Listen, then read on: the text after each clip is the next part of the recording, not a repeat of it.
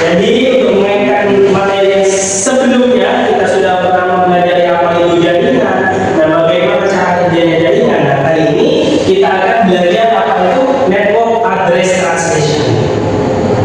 Itu maksudnya dari jaringan. Nah, kalian pernah tahu nggak? Pernah ke kafe nggak? Pernah ke kafe nggak? Ada. Nah, kalian pernah berpikir nggak di kafe itu kan banyak orang yang mengkonekkan wifi? Pernah berpikir itu kenapa sih kok bisa connect? Pernah berpikir? Tahu nggak? Tahu kenapa kok bisa ya? Nah, itu adalah prosesnya. Coba HP-nya dihidupkan hotspotnya. Hotspotnya hidup tidak? Coba pinjam HP-nya. Nah, saat dihidupkan hotspotnya bisa tidak tersambung? Bisa tidak? Nah, bisa. Nah, itu adalah proses NAT yang menyambungkan dari IP lokal menjadi IP publik. Jadi sama kayak kalian. Semisal kalian itu tinggalnya di apartemen. Amin kan tuh? Tapi karena kita tinggalnya di kampung, mudah-mudahan kita tinggal di apartemen. Seperti itu. Semisal kalian tinggal di apartemen, apartemennya itu kan banyak kamar di sana. Tapi kalian seojol untuk GrabFood. Nah, kira-kira bingung nggak? Si ojol itu mengatakan kalian bingung nggak? Bingung nggak? Bingung nggak? Kalau tidak dicantumkan alamatnya dengan jelas. Tapi kalau alamatnya jelas, di apartemen itu kan ada apartemen Jalan Argoburos, misal nomor 9105, kamar 7. Nah, berarti si ojol itu akan mengatakan di kamar 7. Sama juga dengan NAT. NAT itu adalah jaringan lokal yang ditranslasikan menjadi satu IP ke jaringan publik. Artinya jaringan publik itu apa? Internet. Jadi jaringan publik adalah internet. Paham nggak? Nah, jadi kita akan masuk pada pembelajaran NAT. Nah, tujuan pembelajaran kali ini kita akan menjelaskan apa sih penjelasan dari konsep NAT itu sendiri, dan juga kita akan klasifikasikan NAT itu ada berapa nanti, dan juga menentukan kita akan konfigurasi NAT melalui perangkat ini. Adalah perangkat mikrotik yang akan kita pelajari. Kemudian kita akan menguji juga hasilnya dari konfigurasi NAT tersebut seperti ini. Nah, ini adalah pengertian dari NAT. NAT adalah teknologi yang memungkinkan banyak perangkat dalam satu jaringan lokal menggunakan satu IP publik. Jadi dari banyaknya komputer ini, jaringan lokal ini namanya. Nah, terus gimana sih ini bisa mengakses Google, YouTube dan sebagainya hanya menggunakan satu server itu yang di sana?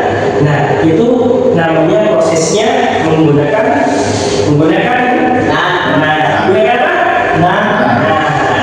network address translation.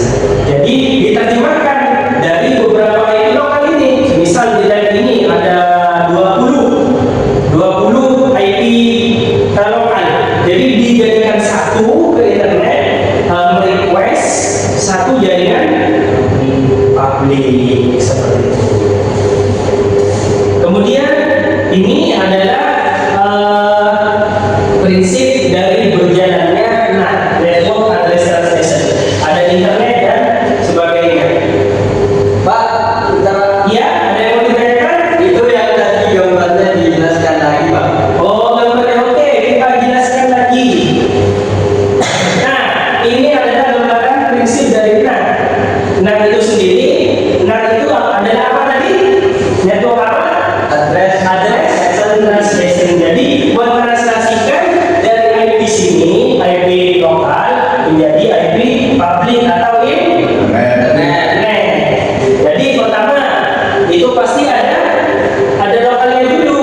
Lokalnya apa itu? Ada handphone, laptop, ada PC atau komputer.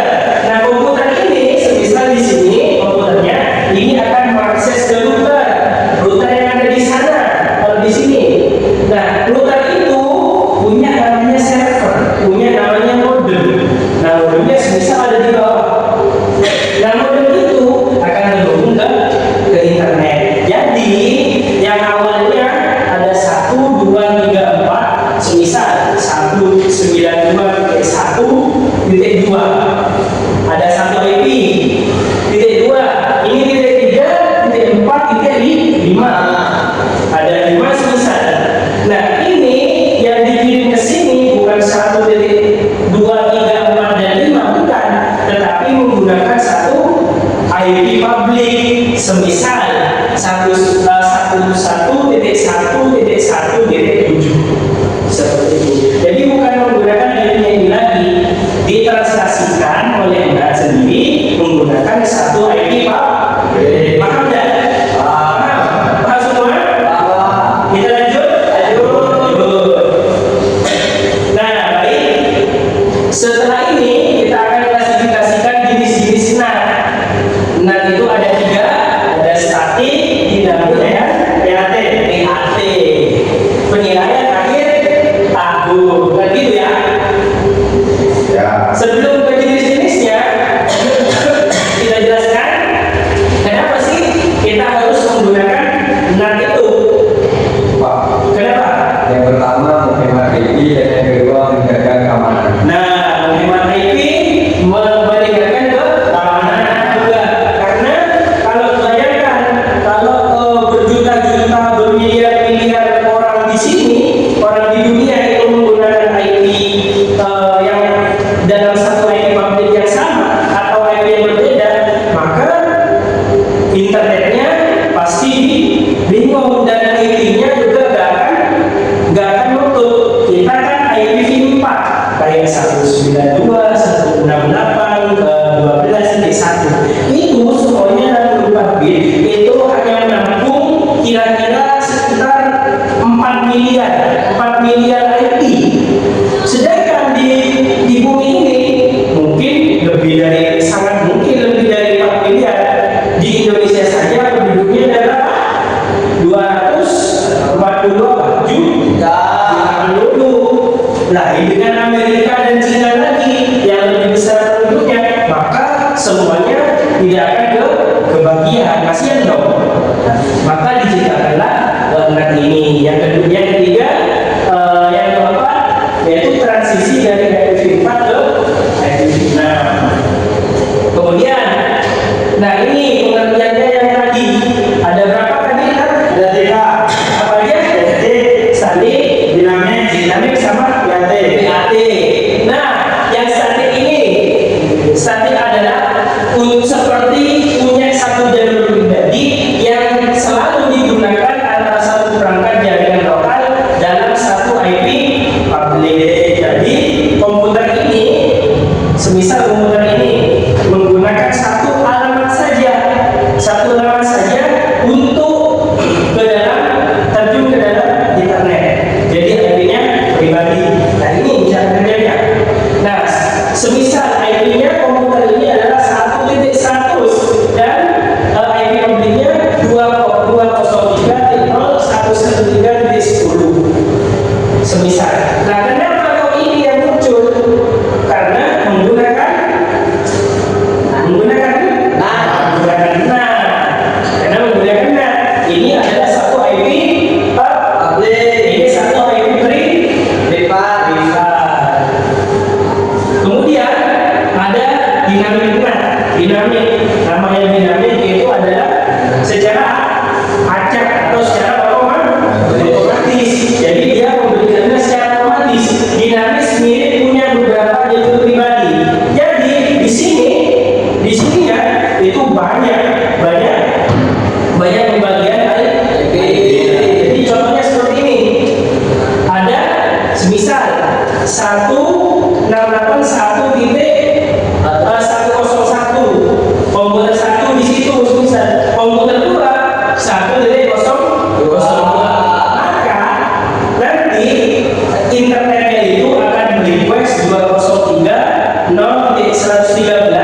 dengan host ID dan net ID yang sama, tetapi broadcastnya berbeda seperti itu. Nah seperti ini. Ini juga cocok digunakan secara bersama-sama. Kayak kita di kampus itu menggunakan bisa menggunakan dinamik dan juga menggunakan PAD. Paham nggak? Paham nggak? Dan selanjutnya yang terakhir adalah PAT. Nah, PAT ini adalah yang paling umum, sama seperti dinamik. Dia dinamis, memberikan IP-nya secara otomatis. Seperti itu.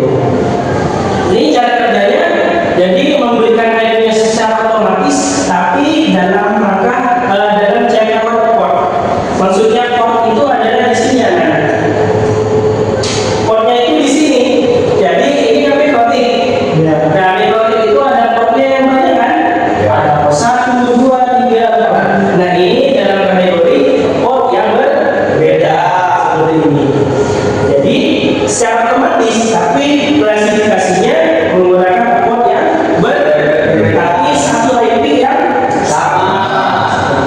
Paham nggak? Paham?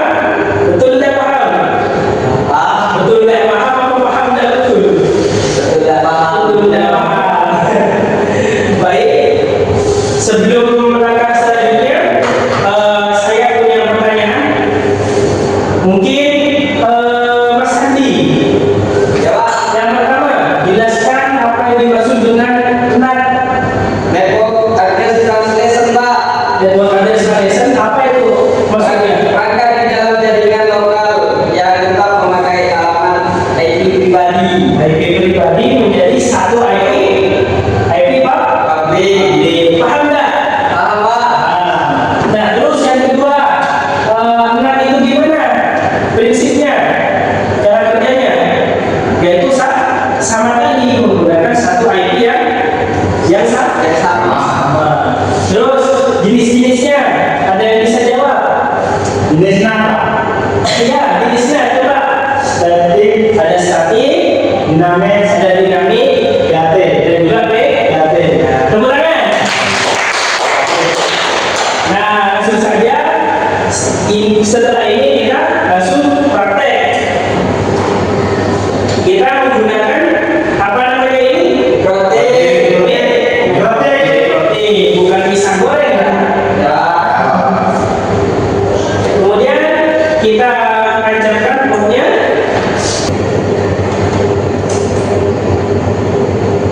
Nah, ini adalah tampilan dari Roti. apa? Inbox. Ini roti. Artinya namanya apa nih? Roti. Nah, itu di sini kan ada beberapa ya, atau ada beberapa port yang tadi, yang PAT tadi. Masih ingat nggak apa tadi jenis-jenisnya? Ada berapa? Dinamik, PAT sama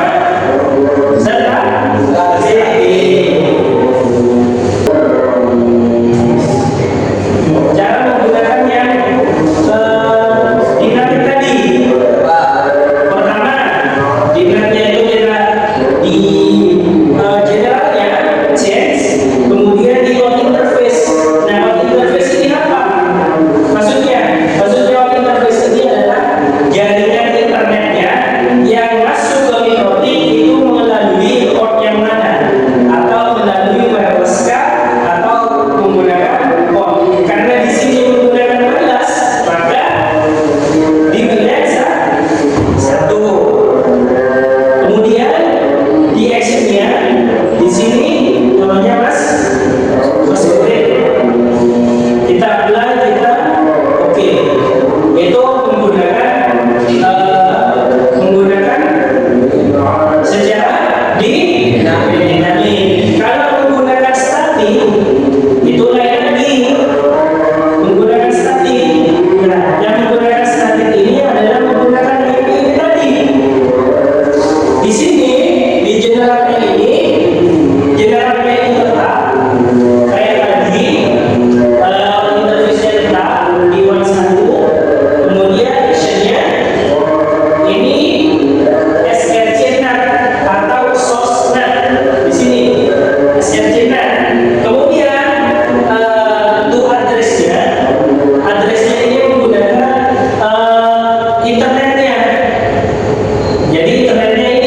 11.11.11.1. Jadi menggunakan itu 11.11.11.1. Apply, oke. Maka ini adalah panduan sosmed ini menggunakan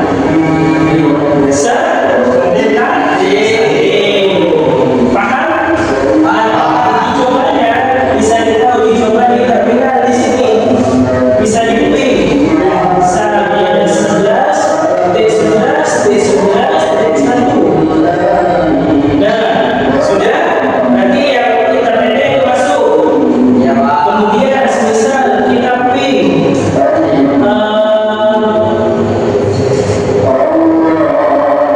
pingnya 192, 128, ini 10, ini 1. Apakah aktif? Nah, ini juga aktif. Kita menggunakan wireless. Kita membuat kelas, misal kelasnya kelas coba. Kelas coba. Di sini sudah muncul tidak?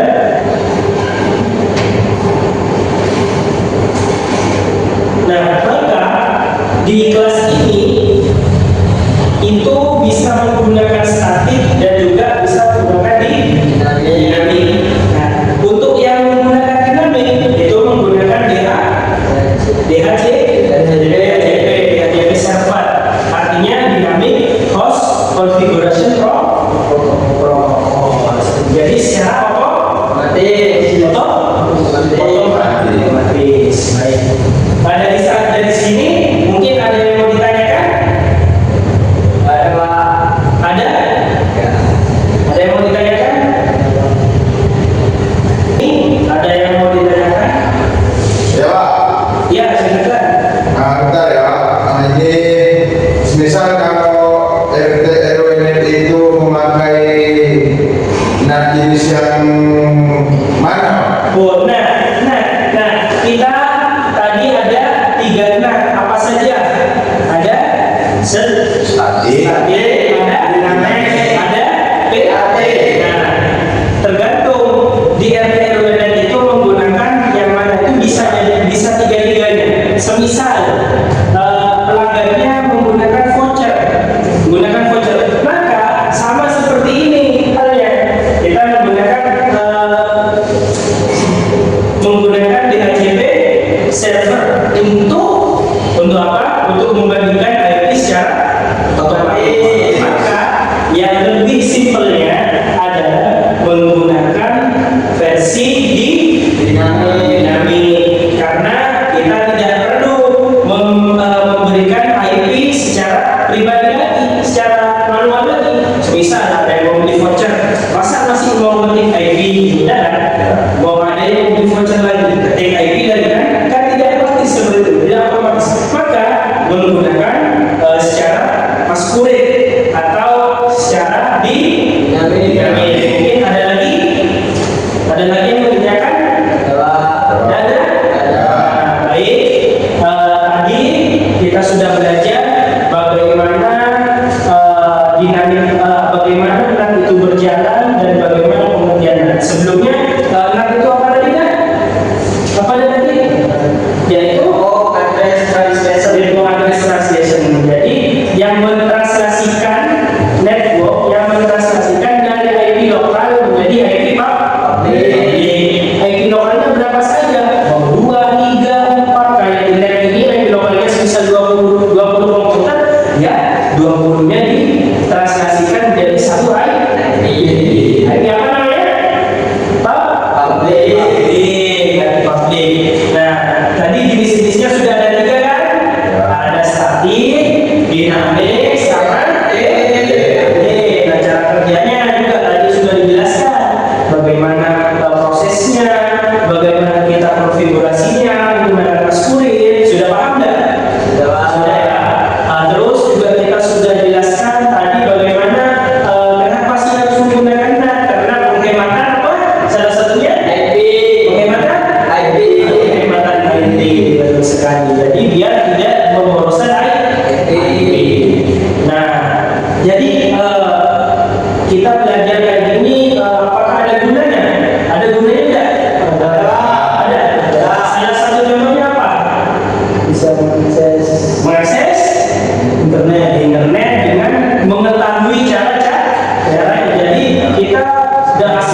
asal ngetik-ngetik gitu enggak, tapi kita tahu caranya gimana sih internet itu berfungsi. Jadi kemungkinan semisal adik-adik juga mau menjadi network engineering, semisal fokus di dalam jaringan, bisa di perkantoran, hotel, kan di hotel itu harus ada jaringannya. Kalau nggak ada jaringannya kan pasti orang-orang akan betah di dalamnya. Ya. Jaringan. Semisal adik-adik juga bisa seperti itu. Jadi jangan putus asa. Kalau adik-adik bercita-cita jadi network engineering, adik-adik juga bisa perdalam dengan mempelajari mikrobit ini, yang kecil ini bisa kecil tapi cabai rawit ini sangat besar manfaatnya bagi kehidupan manusia. Jadi sudah kita pelajari tadi dari mulai statik, dinamik dan jadi paham ya? Ya. Nah, mudah-mudahan kita diberi tambahan ilmu yang barokah. Sebelum diakhiri, marilah kita baca muyassar satu kali untuk mengakhiri pelajaran hari ini. Bismillahirrahmanirrahim. Innal insana lafi khusr illa alladziina aamanu wa 'amilus shalihati wa tawassaw bil haqqi wa tawassaw bis sabr. Nah, terima kasih. Itu yang dapat saya sampaikan. Mudah-mudahan bermanfaat bagi kita semua.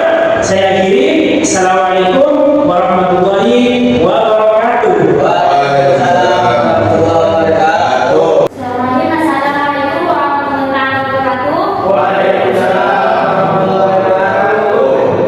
Selamat pagi. Apa kabar hari ini? Alhamdulillah baik.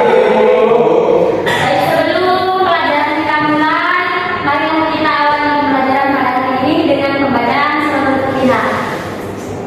Berdoa mulai.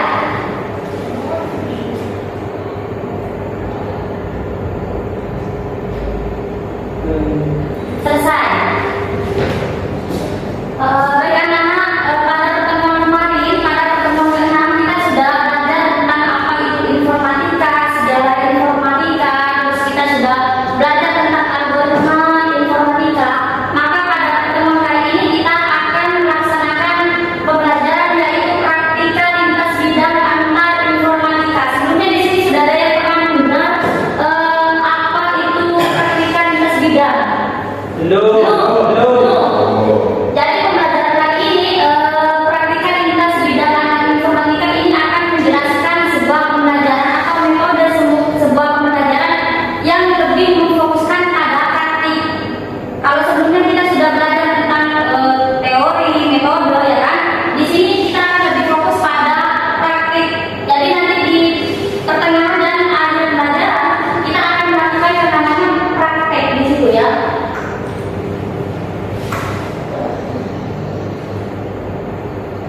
Ini menjelaskan praktika lintas bidang informatika atau yang sering disingkat PIB dalam informatika adalah pendekatan pembelajaran yang mendorong siswa untuk menerapkan keterampilan informatika dalam berbagai bidang ilmu lainnya. Ini berarti siswa tidak hanya belajar konsep dan teori, sudah ya, sudah dijelaskan ya.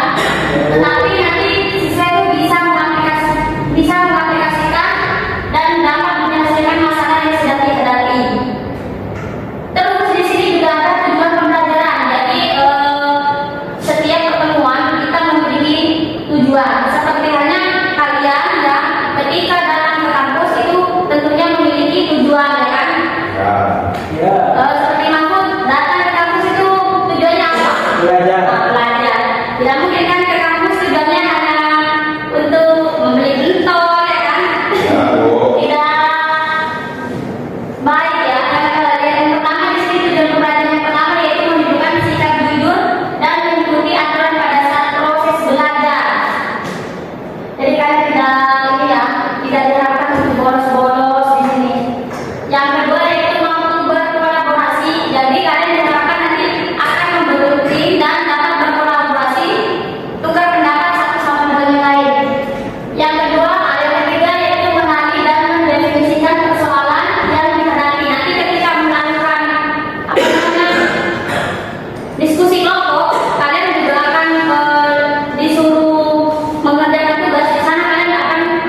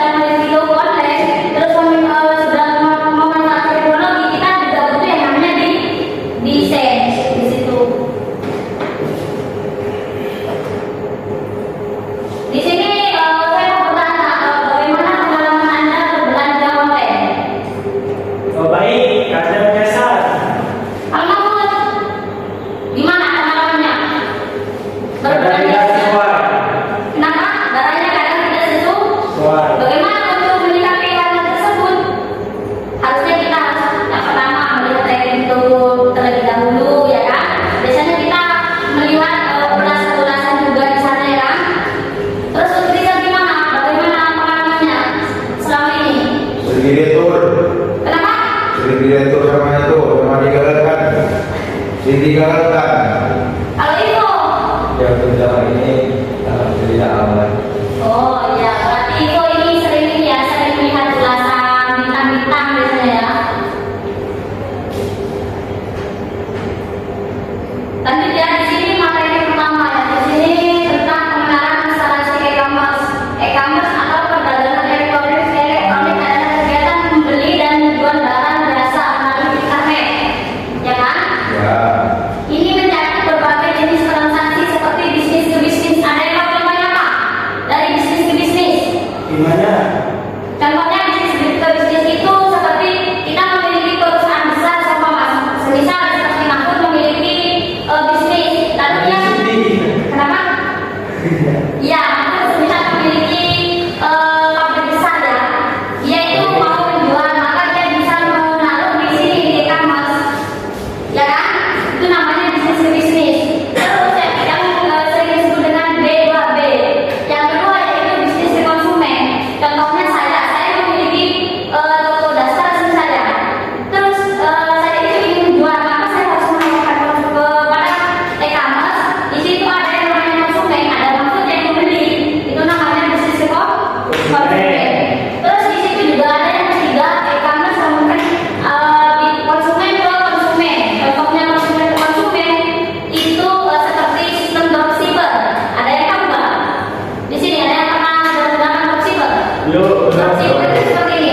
Saya mempunyai toko, saya mempunyai ini apa toko ya.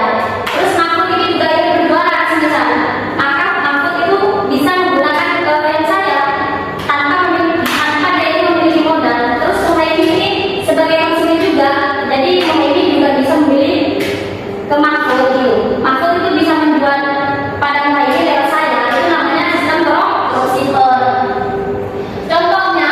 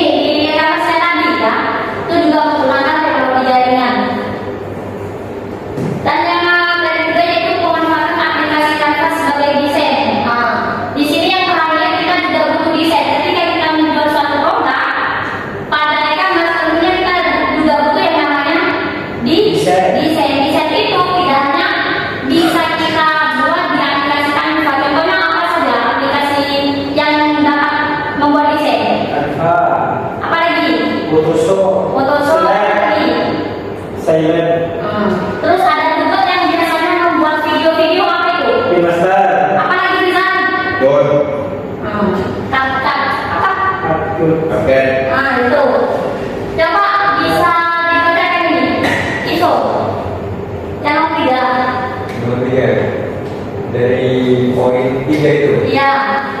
3 pemanfaatan aplikasi Canva sebagai desain. Dengan menggunakan fitur e-commerce, tentunya kita bisa membutuhkan yang namanya desain untuk membuat tampilan promosi produk yang interaktif dan menarik seperti 1. Gambar yang menjelaskan detail produk. 2. Membuat logo yang mudah dilihat. 3. Menampilkan harga diskon atau promo. Nah, dari kegunaannya kita menggunakan desain yang pertama yaitu gambar dapat menjelaskan detail produk. Contohnya seperti ini. Ketika sudah ada produk, maka di sini kita menambahkan seperti detail-detailnya seperti ukuran, seperti warna, seperti itu ya. Terus yang kedua membuat logo yang mudah dilihat. Kita juga bisa membuat logo kita supaya ketika orang mencari itu sudah tampil keluar logo ini. Nah, Yang ketiga yaitu menampilkan harga diskon atau promo. Contohnya seperti ini. Kan sering kan kita tergiur dengan harga-harga murah atau harga-harga diskon di TikTok, beli 2 beli 1, promo Ramadan Amjad seperti itu kan. Itu juga bisa ditampilkan melalui desain seperti ini. Terus tugasnya ya tugas kalian pada teman ini yaitu pertama membentuk sebuah tim 3 orang. Yang kedua yaitu menentukan sebuah produk. Yang terakhir yaitu membangun desain e-commerce. Jadi kalian tentukan dulu ya mau dengan kelompok siapa. Misal Mahmud mau sama dengan Muhaini, Ibu dengan Rizal ya, 2 atau 3 orang. Terus kalian diskusikan mau apa saja. Contoh kalian mau jualan topi nih, mau jualan jaket nih. Kalian tentukan sendiri. Terus yang terakhir kalian membangun desain e-commerce, kalian membangun sebuah desainnya ya dari produk yang kalian tentukan tadi. Terus sampai sini apakah ada pertanyaan? Tidak ada. Sudah? Oh itu tadi, itu apa namanya dropshipping ya Bu? Dropshipper. Oh dropshipper. Bedanya sama affiliate itu apa kan? Sama produknya orang itu. Ya, kalau affiliate sama sebenarnya itu cuma bahasa yang lagi tren sekarang affiliate ya kan. Kalau dropshipper itu biasanya digunakan dalam Shopee. Kalau affiliate itu digunakan pada aplikasi TikTok. Sebenarnya itu sama aja. Sama-sama menjualkan produknya orang tanpa kita memiliki produk sendiri. Cuma di situ kita dapat keuntungan atau kita dapat fee-nya ketika contoh ya harganya itu sendiri 100.000. Terus kita menjualkan produk itu, maka kita di situ mendapatkan keuntungan tergantung toko itu yang memberikan. Misal toko itu memberikan 10%-nya, 20%, baru itu masuk ke kita. Seperti itu. Terus mungkin ada yang mau bertanya lagi terkait tugas-tugasnya atau dari awal ada yang belum paham tentang e-commerce, tentang teknologi jaringan, dan juga yang terakhir tentang pemanfaatan aplikasi Canva.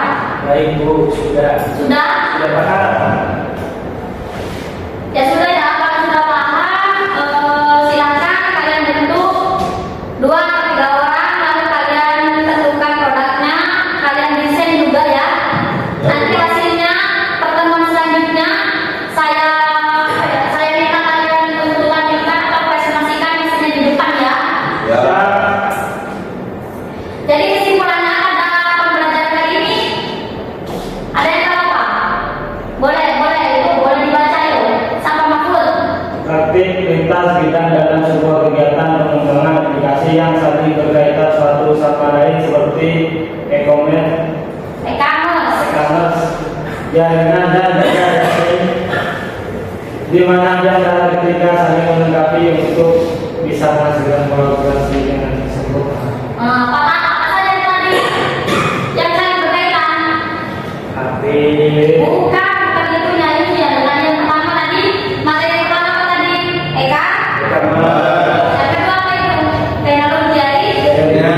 Jadi desain, jadi tiga ini tidak bisa dipisahkan. Dan ketika kita memiliki logo, terus di situ tidak ada jaringan, maka tidak bisa muncul.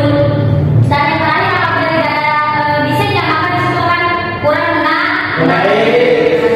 Itu jadi di situ tiganya ini saling melengkapi satu sama lain. Ketika kita mau berjualan pada e-commerce atau toko online, kita juga tentunya harus memiliki ketiga itu. Yang pertama harus bisa membuat tokonya, yang kedua harus bisa atau memiliki jaringannya, yang ketiga harus bisa membuat desainnya. Sampai sini paham ya? Sudah tidak ada yang ditanyakan? tidak ada. Baik, karena waktunya sudah habis, sekian dari saya. Kurang lebihnya mohon maaf. Wassalamualaikum warahmatullahi wabarakatuh. Waalaikumsalam warahmatullahi wabarakatuh. Assalamualaikum warahmatullahi wabarakatuh. Waalaikumsalam. Apa kabar semuanya teman-teman? Sehat? Alhamdulillah. Saya manggilnya teman-teman aja ya biar lebih akrab. Kak sampean semua terserah mau manggil Mas, mau manggil Bapak terserah. Tapi kalau di luar kelas usahakan jangan manggil Bapak ya. Karena saya ini masih muda, gak punya anak dan belum punya istri juga. Jadi manggilnya Bapak di dalam kelas saja. Siap? Siap. Oke, sebelum pelajaran dimulai, marilah kita awali dengan pembacaan doa terlebih dahulu. Kita khususkan semoga pelajaran yang kita pelajari sekarang menjadi ilmu yang bermanfaat bagi kita semua, dan saya yang mengajar di depan semoga tidak grogi mengajar kalian ya. Kita awali dengan pembacaan doa Al-Fatihah 1 kali dan pembacaan sholawat Nariyah 3 kali. Bismillahirrahmanirrahim. Fatihah.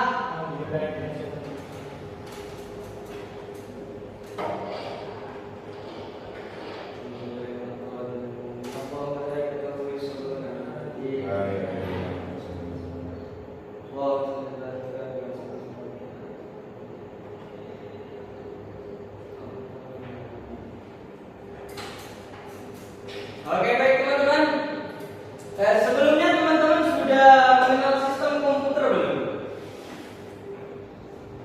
Sudah mengenal sistem komputer? Di rumahnya sudah mempunyai laptop atau komputer? Nah, sekarang kita akan belajar tentang sistem komputer. Kenapa kita belajar tentang sistem komputer? Nah, teman-teman tahu nggak?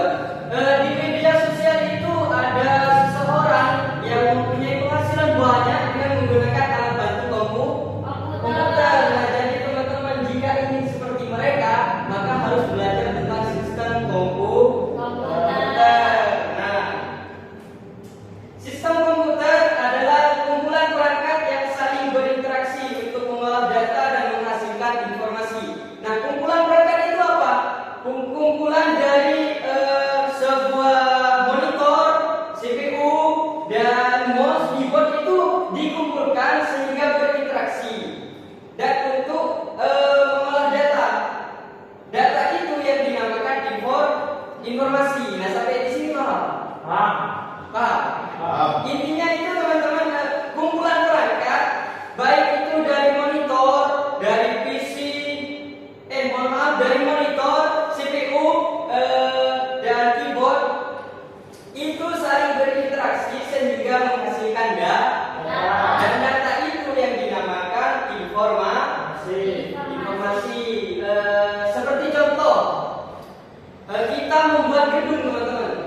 Tidak moro-moro langsung jadi gedung, tetapi dikumpulkan dari semen. Semen itu dikumpulkan, pasir dikumpulkan sehingga diolah oleh tukang dan menghasilkan gedung. Sampai sini paham? Paham? Maksudnya itu bagaimana, Pak? Contohnya? Contohnya, kalau di sistem komputer ini kumpulan perangkat antara monitor, CPU, dan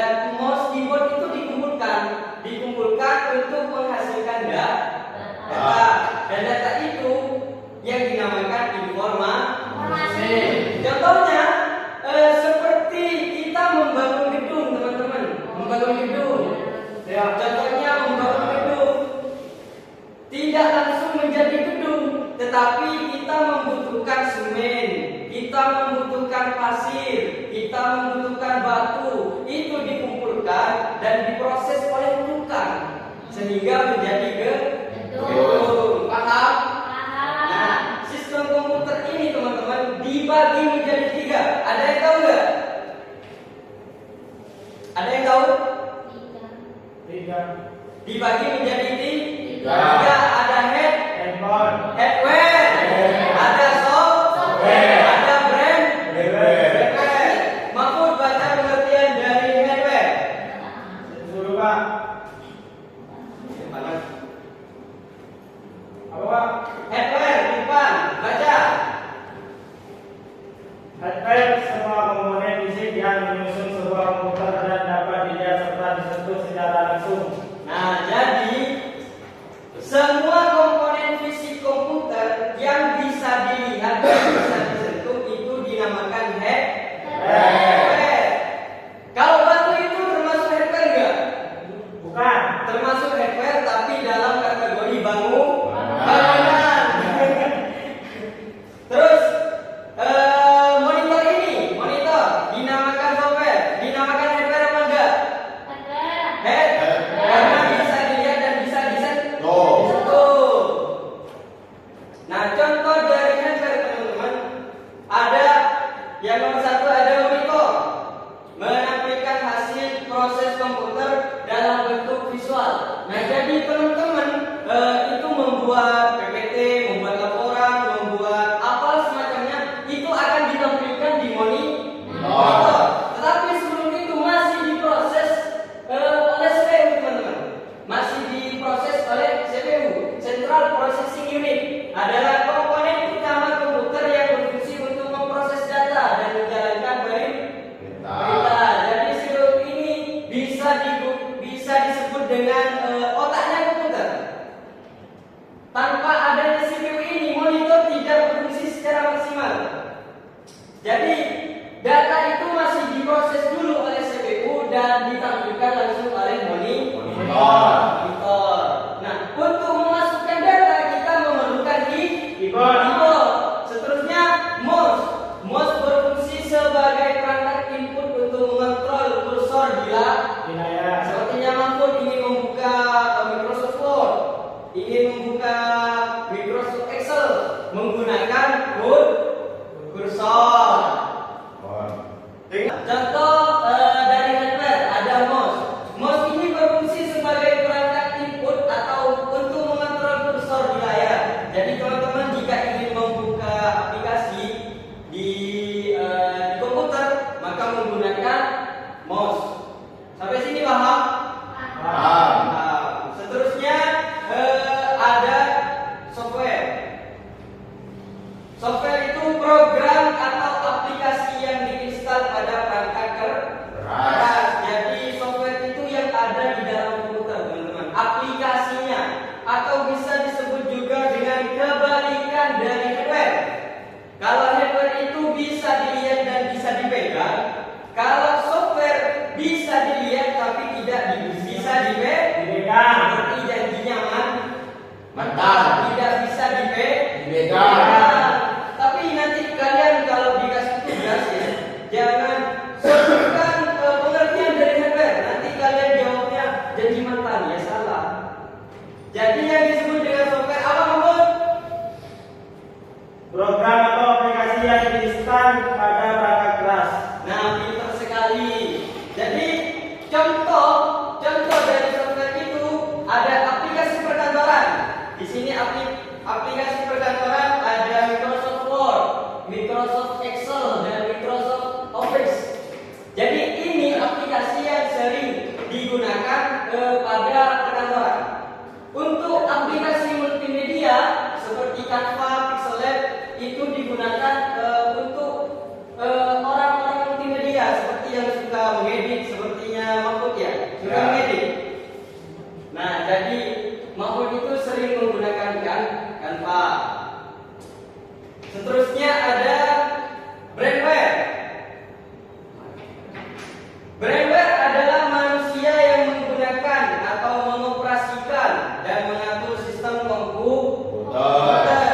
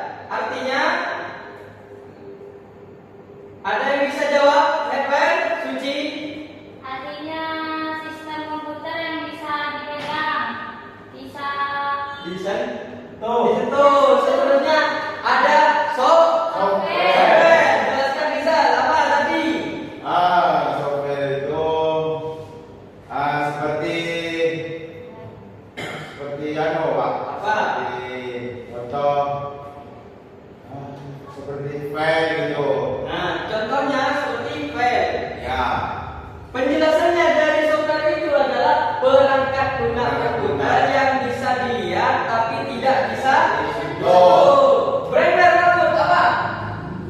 Brainware adalah manusia yang menggunakan mengoperasikan dan mengatur sistem komputer.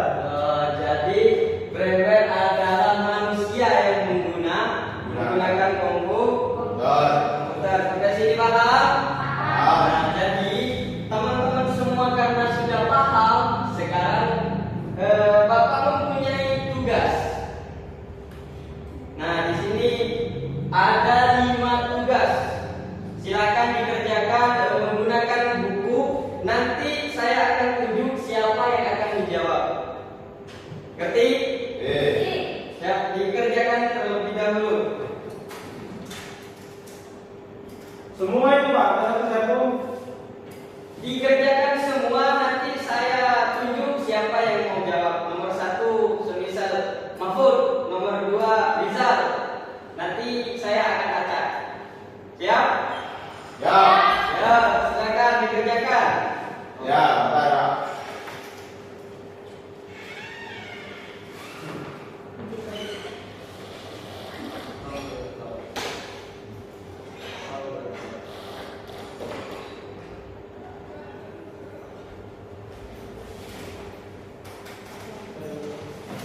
Bentar dulu, Pak.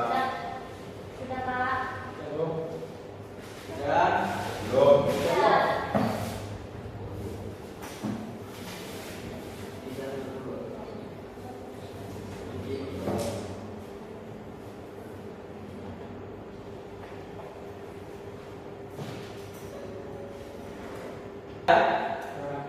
Sudah? Nah, Sudah semua? Suci sudah? Sudah. Sudah. Nah, kita jawab bersama-sama ya. Nanti Bapak akan tunjuk. Nomor 1 Mahfud, silakan jawab. Apa pengertian dari sistem komputer? Pengertian dari sistem komputer adalah suatu kesatuan terintegrasi dan terdiri dari perangkat keras, hardware, perangkat lunak, software, dan menggunakan brainware. Oh, pintar sekali. Tangan dulu.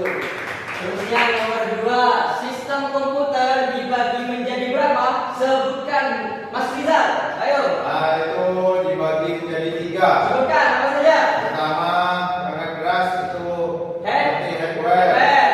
Nah, Kedua. kedua itu perangkat lunak seperti Software. Nomor 3, itu dan hardware. hardware. Nomor 3, jelaskan pengertian dari hardware dan berikan contohnya. Suci. Hardware adalah sebuah komponen fisik dari perangkat komputer. Contohnya? Seperti keyboard, terus seperti mouse dan juga monitor. Nah, jadi yang dinamakan pengertian dari hardware adalah kumpulan perangkat komputer yang bisa dilihat dan bisa disentuh, teman-teman. Jadi, terus nomor 4, Bapak jawab sendiri ya, karena teman-temannya cuma 3, ada yang isi tadi keluar. Ya. Jelaskan pengertian dari software dan berikan contohnya. Ada yang bisa bantu nggak? Software itu apa tadi? Perangkat lunak komputer yang bisa dilihat tetapi tidak Bisa Bisa. Oh, terusnya nomor 5. Apa pengertian dari brainware? Orang yang Orang yang Mengoperasikan komputer. Nah, jadi kesimpulannya kita simpulkan bersama-sama. Jadi sistem komputer itu adalah kumpulan perangkat yang saling berinteraksi untuk mengolah data dan menghasilkan informasi. Sistem komputer sendiri itu dibagi menjadi 3. Ada hardware, ada software, ada pengertian dari hardware adalah perangkat keras komputer yang bisa dilihat dan bisa disentuh. Terusnya, contohnya seperti mouse, komputer. Nah, seterusnya keyboard. Seterusnya ada software. Pengertian dari software adalah perangkat lunak komputer yang bisa dilihat tetapi tidak bisa disentuh. Contohnya aplikasi perkantoran seperti Microsoft Word. Terus Microsoft Office, Microsoft Excel. Nomor 3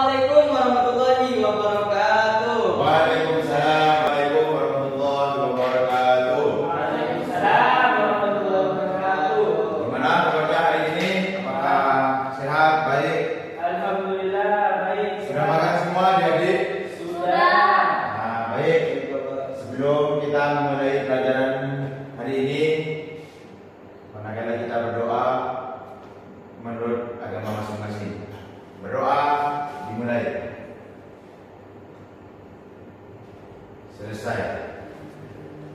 Baik, kita mulai pelajaran hari ini. Pelajaran sebelumnya, apakah adik-adik mengingat atau masih ada pertanyaan? Yang kemarin itu menjelaskan tentang apa itu dah? Tentang sistem informasi. Nah, sistem informasi. Dan kali ini kita mempelajari tentang tata kerja dan perawatannya. Dan ini kita telah belajar pengenalan komponen hardware, CPU, RAM, dan penyimpanan dan peripheral. Di sini CPU mengelola data dan menjalankan instruksi program. Dan selanjutnya RAM itu memori secara untuk akses data cepat atau penyimpanan data. Di sini ada penyimpanan juga tempat data permanen seperti SSID dan DD. Selanjutnya peripheral, perangkat tambahan seperti keyboard dan mouse.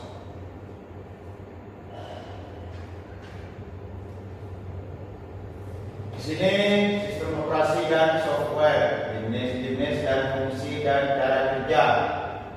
Sistem operasi itu mengelola hardware dan memberikan antar pengguna seperti Windows dan Linux dan Mac OS. Dan di sebelahnya itu ada software aplikasi, di mana itu program untuk menjalankan tugas spesifik pengguna. Yang di dalamnya itu ada pengolah kata, browser web, dan perangkat lunak desain.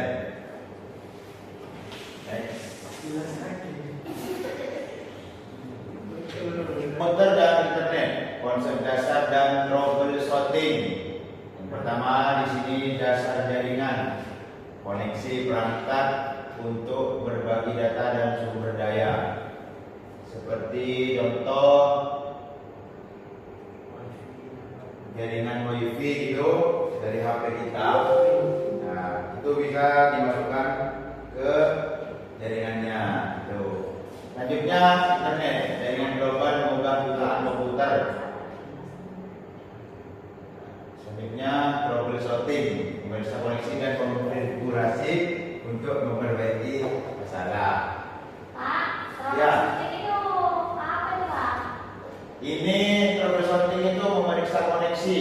Misal HP kalian itu tidak masuk ke koneksi internet, nah kita bisa ngecek konfigurasi untuk memperbaiki masalahnya di mana.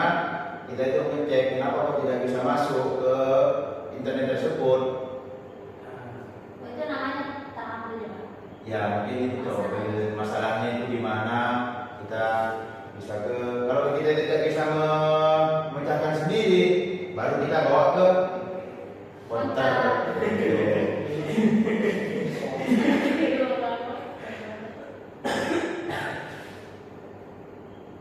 Di sini ada perawatan hardware dan pembersihan fisik dan penggantian komponen. Kan adik-adik di rumah masing-masing kan ada laptop ya? Ya. Nah, dibersihkan enggak? Enggak. Nah, ini kalau mau membersihkan, misal ada debu di laptopnya adik-adik ya, itu bisa menggunakan buas atau udara bertekanan seperti kipas gitu, mungkin ya, Kalau atau blower gitu, ya itu, atau yang kipasnya kecil gitu. Dan selanjutnya periksa komponen, deteksi kerusakan pada kabel dan kipas, misal ada ini ya, charger atau rusak ya, misalnya itu kalau seperti contoh dimakan tikus ya chargernya itu. Ya kalau itu nggak ada, ya kita beli teman-teman. Ganti bagian rusak, rujuk spesifikasi untuk penggantian tepat.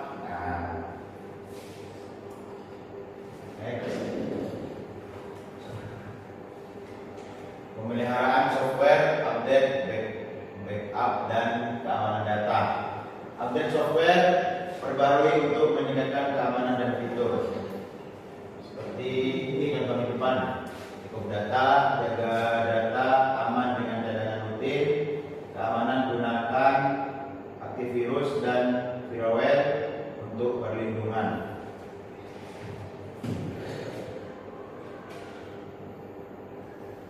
Mengatasi masalah umum, troubleshooting untuk performa lambat dan crash. Yang pertama itu identifikasi masalah, periksa aplikasi dan proses berjalan. Scan virus, yang kedua scan virus, jalankan antivirus untuk mencegah malware di dalam laptopnya masing-masing kalau ada di rumah.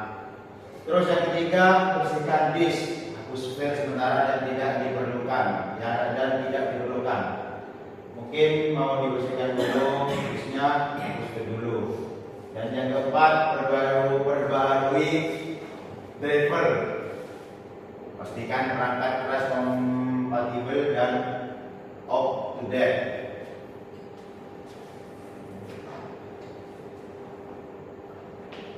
Di sini juga ada optimalisasi kinerja, tips memperpanjang umur dan meningkatkan performa komputer.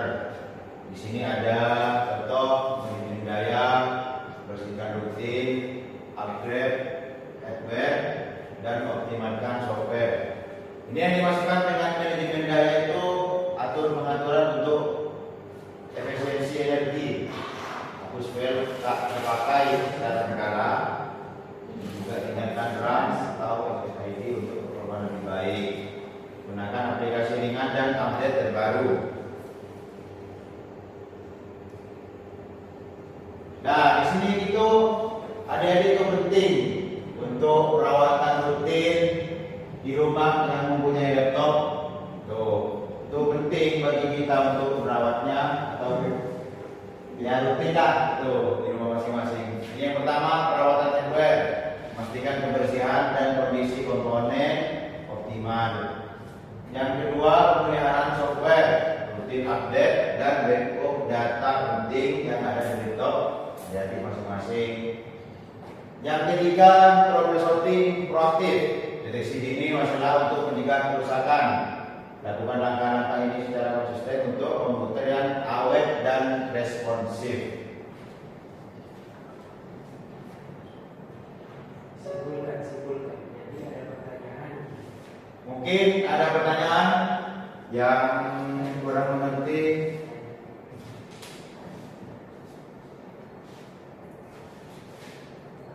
Itu maksudnya gimana itu Pak? Troubleshooting proaktif itu gimana Pak?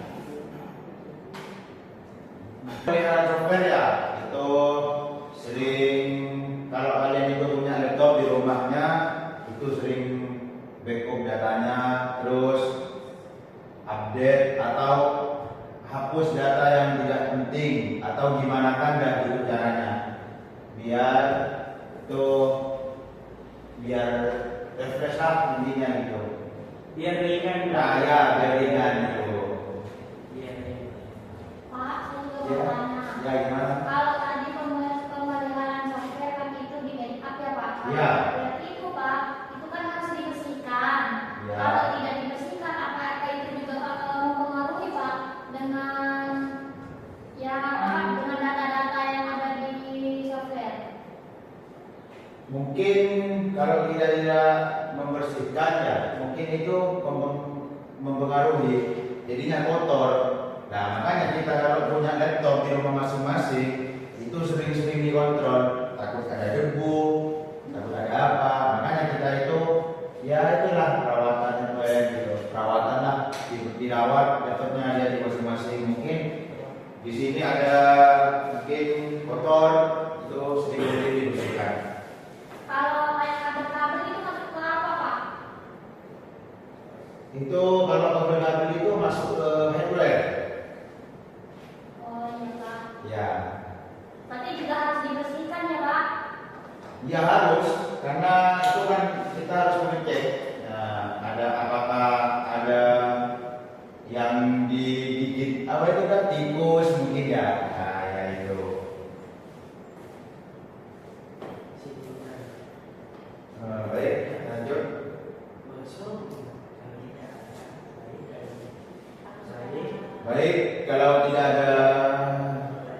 pertanyaan lagi?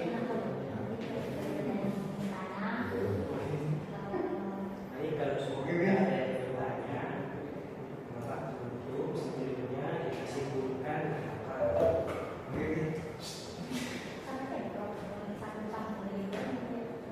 Baik, kalau tidak ada pertanyaan lagi, kita simpulkan dari awal. Jadi kita simpulkan ya.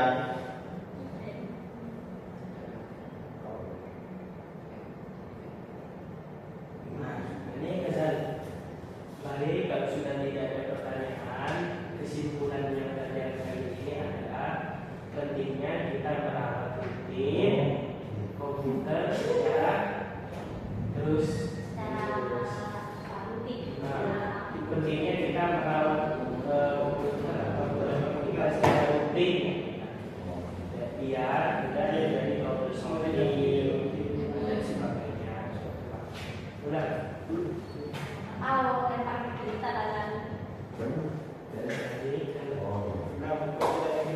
Baik, kalau tidak ada pertanyaan dari adik-adik ya, kesimpulannya itu ya penting kita itu pentingnya perawatan komputer dan laptop yang ada di rumah masing-masing secara rutin biar tidak kotor lah intinya dan sebagainya dan tidak mudah rusak dan sebagainya. Baik, sudah nyampe jamnya ya, sudah selesai. Mungkin itu saja yang Bapak bisa sampaikan. Mohon maaf bila ada yang kurang jelas atau ada kata yang kurang mengalah di adik-adik semua. Kita sebelum menutup kita baca wasiat kali. Bismillahirrahmanirrahim.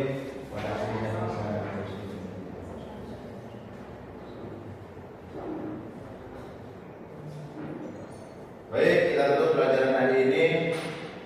Minggu depan kita kembali lagi ya. Baik, kita tutup. Assalamualaikum warahmatullahi wabarakatuh. Waalaikumsalam warahmatullahi wabarakatuh. Yang poin yang kedua adalah jenis software yang digunakan di YouTube. Yang pertama adalah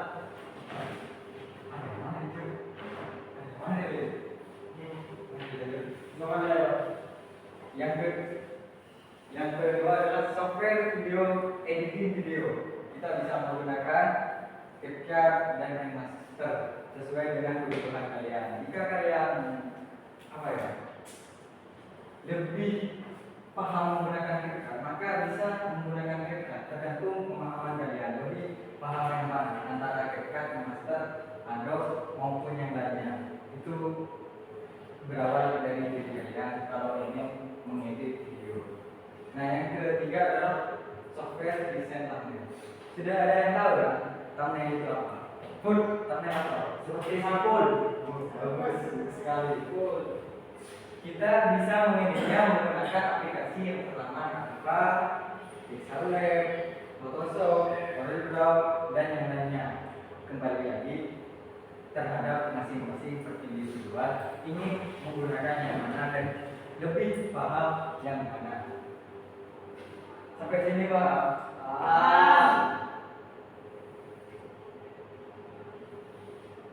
Poin yang kedua adalah alur kerja pembuatan konten. Yang pertama merekam video. Kalau kita ingin menggunakan kalau kita ingin membuat video ya yang harus dilakukan yang pertama adalah merekam video. Cuma mau apa yang mau diupload kalau nggak ada yang direkam. Yang poin yang paling penting adalah merekam video.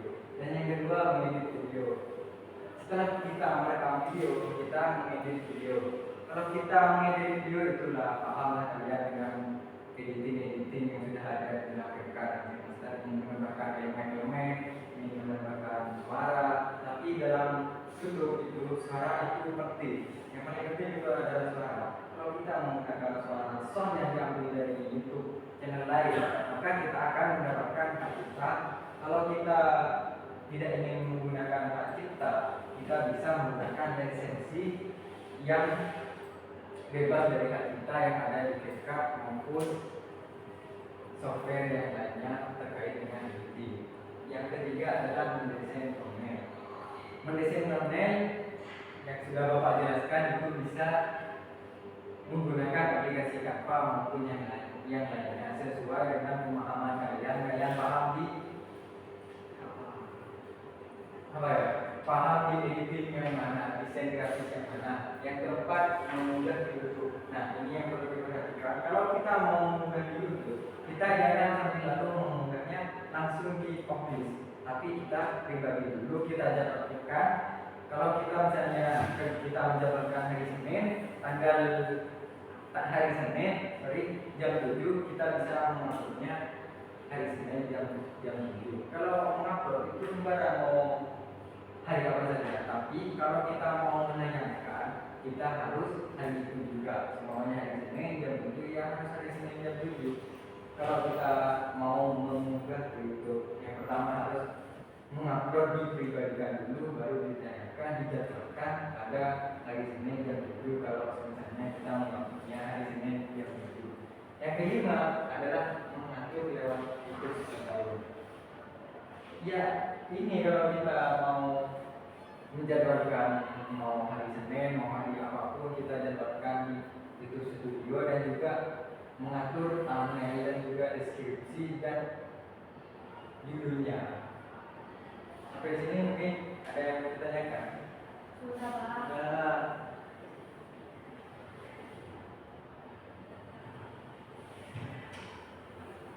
poin yang keempat adalah manfaat software bagi YouTube. Yang pertama, membuat video lebih menarik, dan yang kedua, mempercepat proses produksi, dan ketiga, mengoptimalkan kualitas konten, dan yang keempat, meningkatkan jumlah penonton dan subscriber.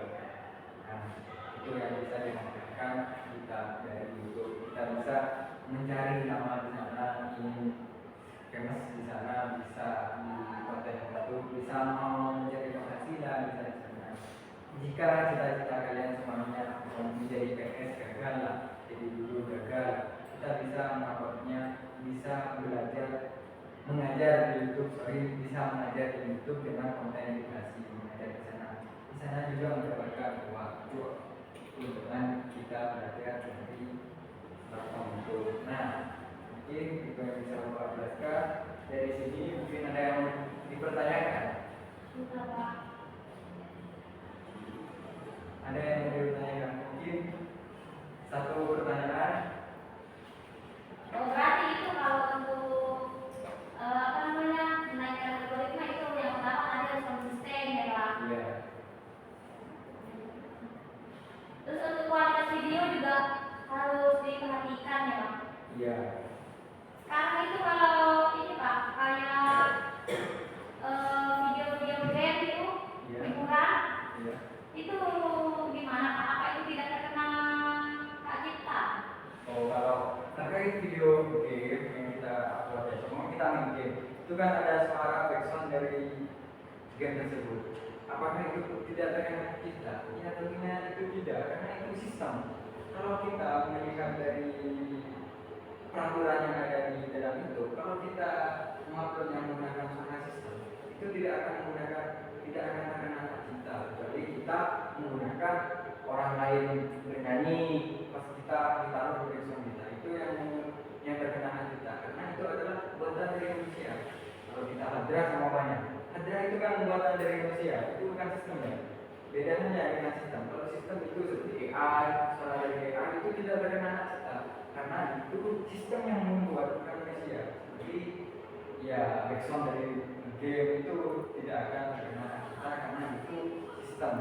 Dalam peraturan itu yang dikenakan hak cipta, suara hak cipta itu suara dari luar sistem. Contohnya ya suara kita, suara sandi lah, suara nabung ini itu sudah hak cipta juga. Beda dengan sistem dan suara yang dibuat oleh kita sendiri. Berarti harus menggunakan sistem ya, Pak? Iya. Mendownload kayak gitu ya, Pak? Hah? Di-download itu suaranya, maksudnya gimana? Maksudnya itu seperti suara AI itu kan ada suara AI, suara dari AI. Pernah tahu kan suara? Iya. dan itu tidak akan terkena hak cipta kalau kita menggunakan suara AI. Contoh suara yang tidak menggunakan sistem itu seperti kita mengambil di YouTube, seperti DJ. Meskipun itu dari YouTube sendiri, kan itu ciptaan orang lain, maka itu yang digunakan, yang dinamakan dengan penggunaan hak cipta. Kalau sistem itu kan, contohnya dari Kerkat itu kan tersedia seperti suara sistem. Suara sistem maksudnya itu suara yang murni dari Kerkat, bukan yang murni dari orang lain. Kalau kita mengambil dari IG semua, itu kan ada semua Sandi mengupload audio IG, kita mengambil suara itu, maka itu adalah suara hak cipta. Meskipun Sandi sebelumnya itu menggunakan suara sistem, tapi Sandi kan semuanya menggunakan suara sistem di dalam itu.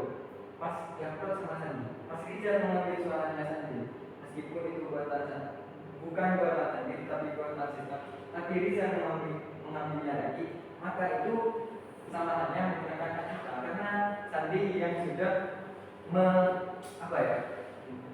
menggunakan duluan. Berarti cap dari YouTube itu adalah buatan dari Sandi, bukan buatan sistem. Kalau kita mengambil buatan sistem murni, kita mengambilnya murni, mengambil dari CapCut maupun dari video game itu sendiri. Itu yang dimaksud dengan sistem.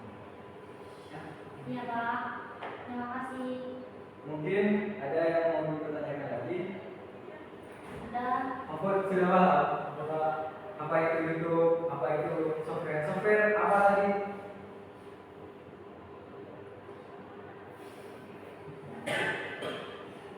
Mau ngerti gitu? Aplikasi yang ada di komputer. Nah, selanjutnya adalah untuk minggu depannya, silakan kalian membuat video. Ini tugas individu membuat video yang bebas dari kita, dari pelanggaran, diupload ke YouTube. Terserah kalian mau temanya apa, minimal durasi 5 menit, beberapa tempur minggu depan kita bisa menonton hasil editing kalian di sana di depan. Mungkin itu dulu saja ya, sebenarnya saya akan Bapak ini menunjukkan. Yang pertama adalah software sangat penting untuk mendukung aktivitas itu. Yang kedua, setiap tahap dalam pembuatan konten membutuhkan software yang berbeda. Yang ketiga, menguasai software membantu menjadi konten kreator yang sukses. Yang mungkin itu yang bisa dapat sampaikan. Sampai bertemu minggu depan. Cukup sekian. Ya, assalamualaikum warahmatullahi wabarakatuh. Waalaikumsalam. Kita akan belajar sistem komputer. Sebelum kita belajar sistem komputer, sebelum itu kita membaca doa terlebih dahulu sesuai agama masing-masing. Berdoa dimulai. Berdoa selesai. Langsung saja kita akan belajar pembelajaran diharapkan mampu menjelaskan sistem operasi pada komputer, cara kerja komputer, dan memproses data dan mekanisme internal yang terjadi pada interaksi antara perangkat keras, perangkat lunak, dan pengguna. Sistem operasi. Satu, mengenai komputer dan komponen. Dua, interaksi antara manusia dan komputer. Kolaborasi dalam sistem komputer. Dan 4, sistem operasi. Komponen sistem komputer sepertinya perangkat keras, software, dan hardware. Software itu apa, Pak? Software itu seperti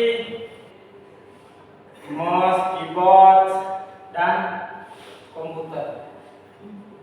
Kalau software itu seperti Word, Excel, dan lain-lainnya. Dan hardware itu adalah manusia yang memakai, menggunakan atau mengoperasikan komputer. Lanjut. Apakah ada pertanyaan? Ada. Mungkin tadi yang mau tanya. Apa perbedaan dari hardware, software, dan firmware, Pak?